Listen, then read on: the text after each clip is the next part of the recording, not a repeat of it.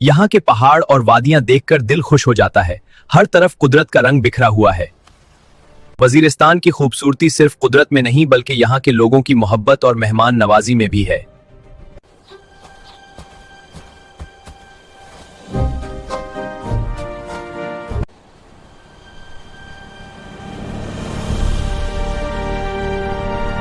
यहाँ के पहाड़ और वादियां देखकर दिल खुश हो जाता है। हर तरफ कुदरत का रंग बिखरा हुआ है।